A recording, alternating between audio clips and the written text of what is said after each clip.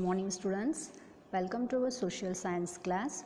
So today we will start our first chapter, that is let us know the history.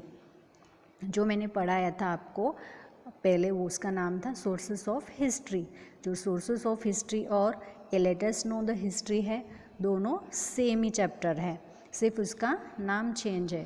तो मैंने आपको पहले ही ये वाला चैप्टर पढ़ाया है, तो इसलिए मैं आपको सिर्फ ये रिवाइज़ करवा रही हूँ. तो हमें हमारे हिस्ट्री के बारे में कैसे पता चलता है ये हम इसमें पढ़े थे.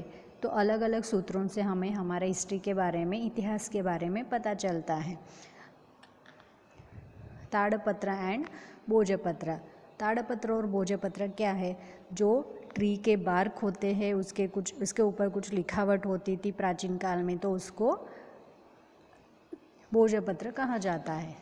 और ताड़पत्र वो है कि पाम लीव्स के ऊपर जो लिखावट होती थी उसको ताड़पत्र कहा जाता है. उसके अलावा स्टोन इंस्क्रिप्शंस और मेटल इंस्क्रिप्शंस भी होते थे.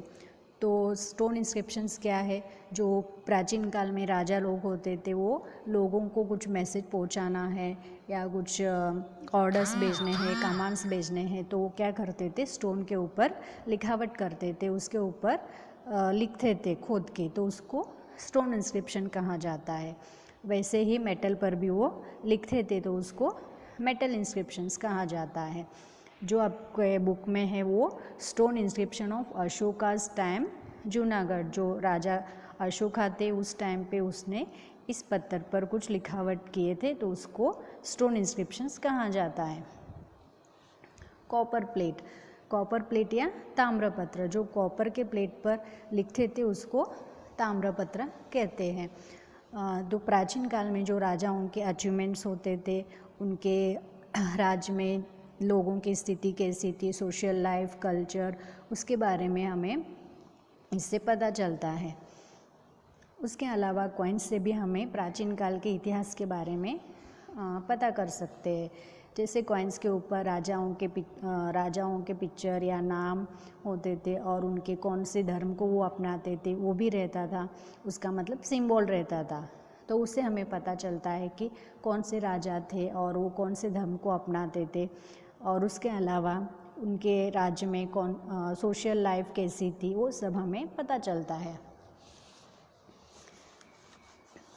ये सारी चीज़ें हैं जो हमें इतिहास के बारे में कैसे पता चलता है. जो आर्कियोलॉजिस्ट हैं, हिस्टोरियंस और ट्रैवलर्स क्या करते हैं, पुराने जगह पर जाते हैं और वहाँ पे वो खोज का काम करते हैं, और जो पुराने जगह होती है वहाँ पे वो खोदने का काम करते हैं.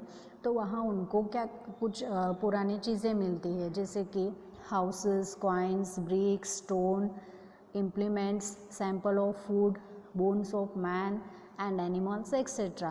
and study them and make us aware about the culture of man at that time. ये सारी चीज़ें वो इकट्ठा करते हैं और उसके बारे में वो स्टडी करते हैं. उसके बाद हमें पता चलता है कि वो कितने साल पुरानी है और तब कौन सी घटना घटी थी, क्या हुआ था, ये सारी चीज़ें हमें पता चलता है. और जो हमारा इंडिया है उसको इंडिया नाम कैसे आया? We know our country by two names, India and Bharat. The word India is derived from the Indus, which is called Sindhu in Sanskrit. People of ancient Iran and Greece were familiar with the Indus River. They came into the contact with Rhine 2600 years ago. Hindus and people of Greece called Indus. They knew the east bank of the river as India. We know about the name Bharat from Rigveda. तो ऋग्वेद के ज़माने में से हम लोग इसको भारत बोलते हैं, और वो इंडस के नदी के वजह से हमें इंडिया का नाम मिला है. Date line. तो ये डेट लाइन क्या होती है? तो जब भी हम डेट लिखते हैं उसके आगे AD या BC लिखा हुआ रहता है. तो ABC क्या है? Before birth of Jesus Christ. मतलब जो जेसस क्रिस्त थे उनके बर्थ के पहले के जो भी डेट लिखते थे उसको BC लिखा जाता है. और AD का मतलब होता है after the birth of Jesus Crysta. तो जेसस क्रिस्त के बर्थ के बाद जो भी हम लोग ईयर लिखते हैं उसको AD कहते हैं। और एक है CE, CE means common era. So I explain this chapter. So I am sending you the exercise of first chapter. You have to write it in your notebook with clean and neat handwriting. When you will buy the workbook, then we will start the workbook exercise. Okay.